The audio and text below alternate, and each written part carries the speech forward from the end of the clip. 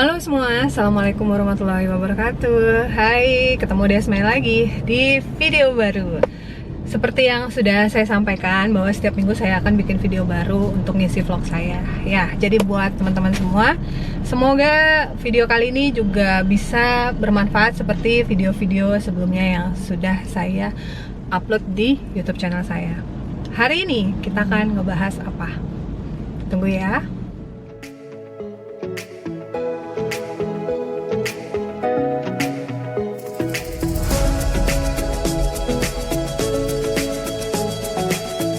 Oke, kita hari ini akan ngebahas tentang salah satu pertanyaan yang masuk ke YouTube channel saya.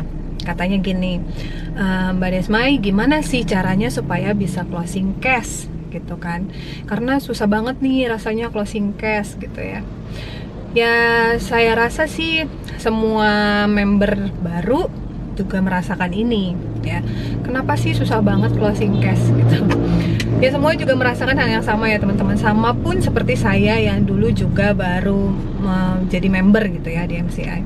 Gimana sih caranya mau closing cash? Gimana sih kok orang pada maunya itu cicilan terus? Gimana ya gitu ya? Kapan bisa ngerasain bonusnya gitu? Kalau misalnya orang pada susah banget beli cashnya gitu.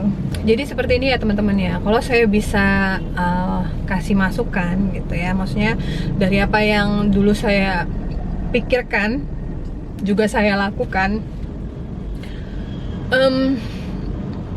Pertama adalah kurangi ekspektasi ya.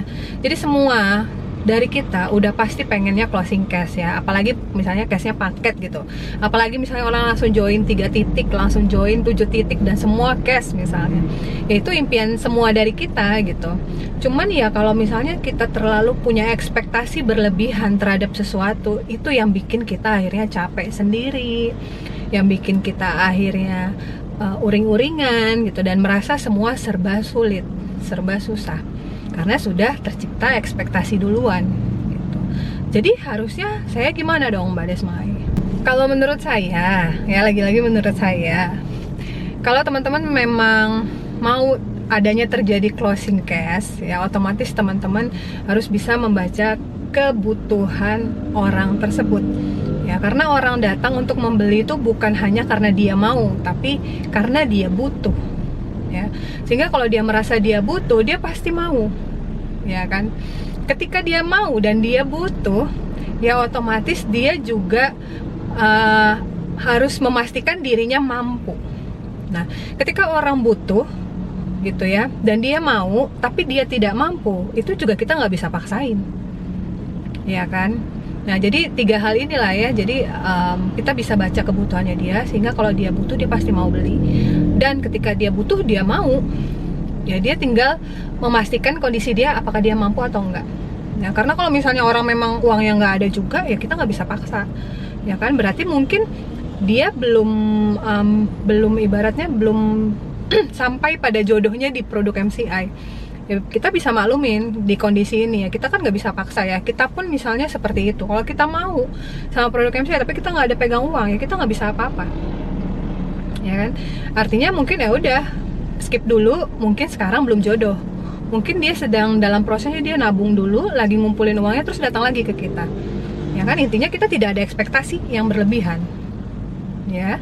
Lalu kalau saya pribadi, yang kedua adalah saya tambah dulu value saya. Jadi nilai jual yang saya punya itu saya tingkatkan lagi, sehingga orang-orang menganggap bahwa oh saya memang sangat perlu produk MCI dan saya mau belinya sama mbak yang ini. Ya, jadi value-nya kita ditingkatkan dulu gitu. Jadi kemampuan kita tentang produk kita benar-benar asah, benar-benar pahamin. Kedua mungkin tentang potensi bisnisnya, semungkin-mungkinnya kita sudah punya beberapa pencapaian, entah dari bonus mungkin yang bisa seperti orang kantoran gitu kan, yang paling sederhana dulu misalnya bonus dengan penghasilan seperti orang kantoran padahal kita ngerjakan dari rumah. Nah ini kan sebenarnya value, jadi value yang bisa dilihat orang lain ke diri kita, sehingga ketika value kita muncul ya, orang itu nggak ragu lagi untuk ikut jalanin bisnisnya. Dan mungkin ya kita nggak tahu ya, dia akan menyiapkan dananya sehingga dia bisa closing cash gitu. Jadi aspeknya sih seperti itu kalau menurut saya. Selain yang tadi, kita jangan terlalu banyak ekspektasi. Yang kedua juga value-nya kita dulu dong ya. Kita tambah dulu nilai diri kita. Kira-kira orang yang datang ke kita, orang-orang yang bisa cash itu, dia pasti perlu untuk merasa yakin dengan seseorang yang dia lihat bisa bantu dia mungkin secara kesehatan dan mungkin juga secara finansial dari bisnis MCI, dari produk MCI juga. Yang ketiga nih, teman-teman itu perlu untuk bisa berkata tidak ya. Banyak orang yang merasa nggak enakan gitu ya, terus pengen bantu orang lain, terus akhirnya dikasih cicilan gitu ya, berapa kali misalnya. Nah, disitulah kita sudah memulai predikat kita sebagai tukang cicil ya. Jadi biasanya sih nanti alurnya itu kita ketemunya orang yang minta cicil terus ya. Jadi kayak ada labelnya di sini loh, bisa cicilan. Jadi pas orang ketemu kita mintanya cicil lagi, terus kitanya oh oke deh gitu, karena ada stok barang gitu kan, oke deh boleh cicil. Nanti yang datang lagi, boleh cicil nggak mbak? Ah ya udah deh, daripada barang yang nggak bergerak, kasih aja lah cicilan lagi.